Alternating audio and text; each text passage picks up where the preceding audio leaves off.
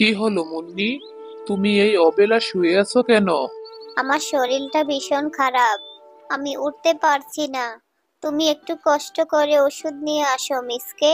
আচ্ছা ঠিক আছে, আমি এখনই নিয়ে আসছি ওষুধ। আহ, কি মিষ্টি খাবারের গন্ধ আসছে। আমি এই টাকা দিয়ে হোটেলে গিয়ে কিছু খাবার খেয়ে নেই। মুন্নির কাছ থেকে আবার টাকা এনে তার জন্য ওষুধ নিয়ে আসবো। এই কথা বলে মিসকে শিয়াল টাকাগুলো নিয়ে খাবার খেতে চলে যায়। বাঘিনী কাকি, তোমার হোটেলের খাবার তো ভীষণ সুস্বাদু। কি যে সুবাস বেরিয়েছে। আমি আর তোমার হোটেলে না খেতে এসে পারলাম না। দেও তো কাকিমা আমাকে এক প্লেট খিচুড়ি। এরপর মিসকে শিয়াল মুন্নি শিয়ালিনীর ওষুধের টাকা দিয়ে খিচুড়ি খেয়ে বাড়ি চলে আসে। ওগো মিসকে, তুমি এসেছো? আমার জন্য ওষুধ এনেছো? কই, আমাকে একটু ওষুধ খাইয়ে দাও তো। ওষুধ খেয়ে সুস্থ হয়ে নেই। এভাবে দিনরাত শুয়ে শুয়ে থাকতে কি ভালো লাগে বলো মিসকে? বিছানায় শুয়ে থাকতে আমার একদমই ভালো লাগে না। ইয়ে মানে মুন্নি, টাকাগুলো যে আমি হারিয়ে ফেলেছি, আর তাই তোমার জন্য ওষুধ আনতে পারিনি গো। আরো কিছু টাকা দাও, এবার ভালোভাবে নিয়ে যাব, হারাতে দিব না। কি বলছো কি? এত কষ্টের জমানো টাকাগুলো তুমি হারিয়ে ফেললে? নিজে তো কোনো কাজ করো না। আমি মানুষের বাড়িতে কাজ করে এই টাকাগুলো জমিয়েছি, তাও হারিয়ে ফেললে মিসকে? আমার কাছে এখন আর কোনো টাকা নেই। শোনো মিসকে, তুমি তাহলে এখন থেকে কাজে যাও। কাজ করে টাকা পাবে, তাই টাকা দিয়ে আমার জন্য ওষুধ নিয়ে এসো। আচ্ছা ঠিক আছে মুন্নি, আমি তাই করছি। শেফা শিয়ালিনী, আমাকে বলো তো আমাদের এই গ্রামে কোথাও কাজ পাওয়া যায়? আমি কাজ করতে চাই। তাই নাকি মিসকে ভাই? আমার তো বিশ্বাসই হচ্ছে না তুমি কাজ করবে। কাজ না করে যে আর উপায় নাই। মুন্নি যে ভীষণ অসুস্থ, মুন্নির চিকিৎসার জন্য তো কাজ করতেই হবে। মিসকে ভাই, মুন্নি ভাবির কি হয়েছে? তারপর মিসকে শিয়াল শেফা শিয়ালিনীকে মুন্নির ওষুধের কথা খুলে বলে। মিসকে ভাই, আমার মনে হয় মুন্নি ভাবিকে একজন তান্ত্রিকের কাছে নিয়ে যাওয়া দরকার। আমাদের পাশের গ্রামে একজন সাধু বাবা আছে। তিনি কিছুদিন পর পর আমাদের গ্রামে আসে। কোনো টাকা পয়সা নেয় না, টাকা ছাড়া চিকিৎসা করে। তাই নাকি? তাহলে তো আমি এক্ষুনি মুন্নিকে সাধু বাবার কাছে নিয়ে যাব। তোমাকে অনেক ধন্যবাদ শেফা। তোমার জন্য আজকে আমাকে আর কাজ করতে হলো না। এই কথা বলে মিসকে শিয়াল সেখান থেকে চলে যায়। মিসকে শিয়াল এসে মুন্নি শিয়ালিনীকে সব ঘটনা খুলে বলে। তখনই মিসকে শিয়াল মুন্নি শিয়ালিনীকে নিয়ে সাধু বাবার কাছে চলে যায়। সাধু বাবা, আপনি আমার মুন্নিকে ভালো করে দিন। মুন্নি যে অনেক অসুস্থ, ঠিক মতো চলাফেরা করতে পারছে না, ওর শরীর নাকি ভীষণ ব্যথা করছে। আপনি নাকি অনেক ভালো চিকিৎসা দিয়ে থাকেন, তাই আপনার কাছে নিয়ে আসলাম। হ্যাঁ, তা তো দিয়ে থাকি। তোর বউয়ের চিকিৎসা দিব, 2 দিনের মধ্যে ভালো হয়ে যাবে। কিছু জিনিস লাগবে, 2টা আম আর 2টা নিম পাতা লাগবে। এগুলি নিয়ে আমি ওষুধ বানিয়ে দিলে তোর বউ ভালো হয়ে যাবে। সাধু বাবা, আমি এক্ষুনি সবকিছু নিয়ে আসছি। শুন মিসকে, তুই তোর বউকে নিয়ে যা, তাকে এখানে লাগবে না। তুই ওষুধ বানানোর জন্য সব নিয়ে আসলে তোকে ওষুধ বানিয়ে দিব। আর তুই বাড়িতে নিয়ে গিয়ে খাওয়াতে পারবি। আর শোন, তাড়াতাড়ি আসবি। আমি পাশের জঙ্গলে ওষুধ আনতে যাব, নয়তো কালকে ছাড়া আমাকে আর পাবি না। কাঁচা মিঠা আম এখন যে কার বাড়িতে আছে, আমি যে কার কাছে পাই। যাই দেখি তো বাঘিনী মামির কাছে পাই কিনা। বাঘিনী মামি, বাঘিনী মামি, বাড়ি আছো? হ্যাঁ মিসকে শিয়াল, কি হয়েছে? এত ডাকাডাকি করছো কেন? বাঘিনী মামি, আপনার বাড়িতে কি কাঁচা মিঠা গাছের আম আছে? মুন্নি যে ভীষণ অসুস্থ, তাকে ঔষধ বানিয়ে খাওয়াতে হবে। সাধু বাবা বলেছে 2টা কাঁচা মিঠা আম ও 2টা নিম পাতা নিয়ে যেতে বলেছে। আমাকে ওষুধ বানিয়ে দিবে। আমার বাড়িতে একটা কাঁচা মিঠা আম গাছ আছে। গাছে কিছু আম ধরেছে। চল, তোকে ওখান থেকে 2টা আম দেই। এরপর বাঘিনী তার আম গাছ থেকে 2টা আম পেড়ে মিসকে শিয়ালকে দেয়। কিছু দূর যাওয়ার পর মিসকে শিয়াল খুব ক্লান্ত হয়ে পড়ে। একটা গাছের নিচে বসে বিশ্রাম নিতে লাগলো। আরে, এই কাঁচা মিঠা আম থেকে তো ভীষণ মিষ্টি গন্ধ বেরোচ্ছে। আমি বরং এই কাঁচা মিঠা আম খেয়ে ফেলি। বাঘিনী মামির গাছে আরো কিছু আম আছে, আমি ওখান থেকে কিছু আম চুরি করে নিয়ে আসবো। এরপর মিসকে শিয়াল আমগুলি সব খেয়ে ফেলে। আম খেয়ে মিসকে শিয়াল বাঘিনীর আম গাছ থেকে আম চুরি করে। মিসকে আম চুরি করায় দুষ্ট বানর দেখে ফেলে। একি, মিসকে শিয়াল বাঘিনীর আম চুরি করছে?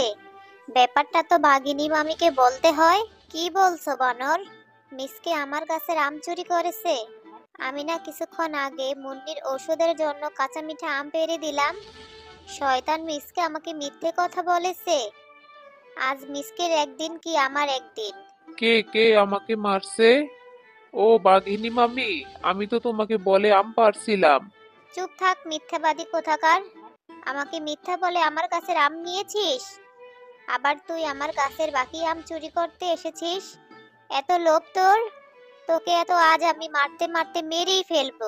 বাঘিনী মামি, আমাকে ছেড়ে দাও। আমি আর কখনো চুরি করব না। সত্যি বলছি, জীবনে আর কখনো চুরি করব না। এখান থেকে চলে যাব। কেন যে আম খেতে গেলাম, আম চুরি করতে গিয়ে মারও খেলাম। এখন আর কোথায় আম খুঁজতে যাব? শরীরটা খুব ব্যথা করছে। কিছুক্ষণ এখানে বিশ্রাম নেই, তারপর আবার আম খুঁজতে বেরোবো। এই বলে মিসকে শিয়াল গাছের নিচে ঘুমিয়ে পড়ে। কখন যে দুপুর গড়িয়ে বিকেল হয়ে যায় মিসকে শিয়াল বুঝতেও পারে না। বিকেল গড়িয়ে যখন সন্ধ্যা হয় তখন মিসকে শিয়ালের ঘুম ভাঙে। আরে, এ কি, সন্ধ্যা হয়ে গেছে দেখি। আমি সাধু বাবার কাছে নিয়ে যেতে পারলাম না। আর দেরি করা যাবে না। এখন দেখি শেফা ভাবিকে বলে কাঁচা মিঠা আম কার বাড়িতে আছে। শেফা ভাবি বলতে পারবে। আরে মিসকে ভাই, আপনি এখানে? মুন্নি ভাবির এখন কি অবস্থা? সাধু বাবার কাছে নিয়ে যাননি? আরে মিসকে ভাই, আপনি তো আমাকে আগে বলবেন যে আপনার কাঁচা মিঠা আম লাগবে। ওই তো কাঁচা মিঠা আমের গাছ, ওখান থেকে যা আম লাগে পেড়ে নিয়ে যান তো। মুন্নি ভাবির জন্য ওষুধ বানিয়ে নিয়ে আসুন। এতগুলো কাঁচা মিঠা আম তো লাগবে না। দুইটা আম রেখে বাকি আমগুলো খেয়ে ফেলি। এই বলে মিসকে আম খেতে শুরু করে। দুইটা আম রেখে বাকি সব আম খেয়ে ফেলে। এরপর মিসকে দুইটা আম দুইটা নিম পাতা নিয়ে তাড়াতাড়ি সাধু বাবার কাছে যায়। সাধু বাবা, সাধু বাবা, কোথায় আপনি? কি ব্যাপার, সাধু বাবাকে তো কোথাও দেখছি না। তার মানে পাশের বনে চলে গেছে। এখন ওষুধ বানিয়ে না নিয়ে গেলে মুন্নি তো অনেক রাগ করবে। তাই আজ রাতটা এখানে কাটিয়ে দেই। আগামীকাল সাধু বাবা এলে ওষুধ বানিয়ে নিয়ে যাব। এরপর মিসকে শিয়াল গুহার মধ্যে ঘুমিয়ে পড়ে। মুন্নি ভাবির কাছে তো আমাকে একটু যাওয়া দরকার। ভাবির শরীরটা এখন কেমন আছে আমাকে তো একটু জানতে হবে। শেফা ভাবি, আপনি এসেছেন? মিসকে কোথায়? এখনো আসছে না কেন? আমার শরীর যে খুব খারাপ লাগছে। মনে হয় আমি আর বাঁচবো না। আরে মুন্নি ভাবি, এসব কথা বলবেন না। আমি কিছুক্ষণ আগে মিসকে ভাইকে কাঁচা মিঠা আম দিয়েছি। এখনই ওষুধ বানিয়ে নিয়ে এলো বলে। আর ওষুধ খেলে আপনি ভালো হয়ে যাবেন। আপনি কোনো চিন্তা করেন না তো। শেফা, আমার সময় শেষ হয়ে গেছে। আমি আর বাঁচবো না। তুমি মিসকেকে বলো ও যেন পরিশ্রম করে জীবনটা কাটায়। এতদিন তো আমি কাজ করে সংসার চালিয়েছি। আমি না থাকলে ও কি করবে? চুরি যেন না করে। একথা বলে মুন্নি শিয়ালিনী পৃথিবী থেকে বিদায় নিয়ে চলে যায়। মুন্নি শিয়ালিনীর মৃত্যুতে শেফা শিয়ালিনী ভীষণ কান্না করতে লাগলো। এভাবে সকাল হয়ে যায়। মিসকে, এই মিসকে, তোকে বলেছিলাম গতকাল তাড়াতাড়ি আসতে, আর তুই কিনা দেরি করে এলি।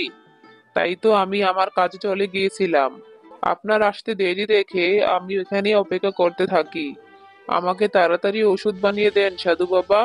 মিসকে সাধু বাবার কাছ থেকে ওষুধ নিয়ে বাড়ি চলে আসে। মুন্নি, দেখো আমি তোমার জন্য ওষুধ বানিয়ে নিয়ে এসেছি। ওষুধ খেলে তুমি ভালো হয়ে যাবে। মিসকে ভাই, মুন্নি ভাবি আমাদের ছেড়ে অনেক দূরে চলে গেছে, উনি আর কখনো ফিরে আসবে না। না না মুন্নি, তুমি আমাকে ছেড়ে চলে যেতে পারো না। তুমি আমার সাথে কথা বলো। এই সব কিছু আমার জন্য হয়েছে। আমি যদি লোভ করে আমগুলি না খেতাম, তাহলে মুন্নি আজ আমার কাছে থাকতো। শেফা ভাবি, আমি আপনাকে মিথ্যে কথা বলেছি। আমার আম খুঁজতে দেরি হয়নি। আমি আম পেয়েছিলাম। সেই আম আমি নিজে খেয়ে নিয়েছি। সব দোষ আমার, সব দোষ আমার। এ আপনি কি বলছেন মিসকে দাদা? এদিকে মুন্নি ভাবি অসুস্থ, আর আপনি শুয়ে বসে আম খেয়েছেন। মুন্নি ভাবি মরার আগে বলে গেছে আপনি যেন পরিশ্রম করে সংসার চালান। মিনার কথা শুনে মিসকে শিয়াল চুপ করে থাকে, যেন কোনো কথা বলার ভাষা তার কাছে নেই। বন্ধুরা, আমাদের গল্প যদি ভালো লাগে তাহলে ভিডিওতে একটা লাইক দিয়ে চ্যানেলটাকে সাবস্ক্রাইব করে দাও।